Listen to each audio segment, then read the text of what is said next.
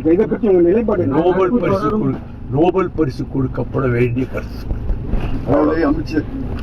அதாவது திரு வைகோ அவர்களுக்கு இப்ப என்ன சிக்கல் அப்படின்னா உளவியல் சிக்கல். பிசிகா கிடைக்கக்கூடிய இந்த முக்கியத்துவம் இருக்குல்ல, எங்க பார்த்தா என்னடா திருமாவளவன்றாங்க அப்படின்றத மாதிரி அந்த அது வந்து அவரால் ஜீரணிக்க முடியல.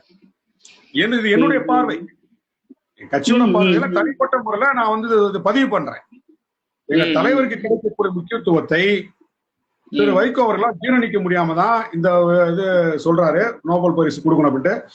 ஒருவேளை அது நோபல் பரிசு கொடுக்கறது கூட எங்க தலைவருக்கு ஒரு தகுதி இருக்குது. ஏன் அப்படின்னா மதிமுக வைகோ வந்து ஒரு பண்ணையாரு,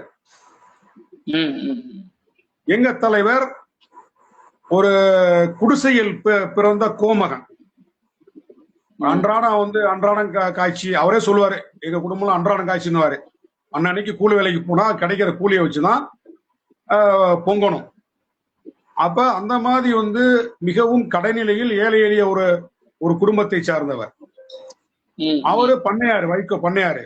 அவங்க கட்சியில பெரும் முதலாளிகள் இருக்கிறாங்க, நிலச்சுவார்ந்தார்கள் இருக்காங்க, தொழிலதிபர்கள் இருக்கிறாங்க, ஒரு பணக்கார கட்சி. எங்க கட்சி ஏழைகள் கட்சி, ஏழைகள் நிறைந்த கட்சி. பின்புலம் கிடையாது. அவருக்கு வந்து ஏராளமான பின்புலம் இருக்கு, பண முதலைகள் பின்புலம் அந்த கட்சிக்கு இருக்குது. எங்க கட்சிக்கு பின்புலம் இல்ல.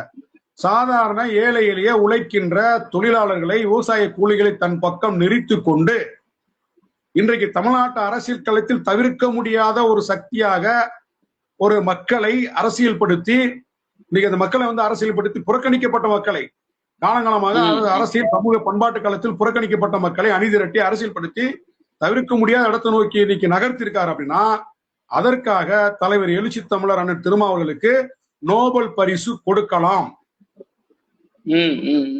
உண்மையிலேயே வந்து திரு வைகோ அவருடைய அந்த கூற்று பலிக்கட்டும்.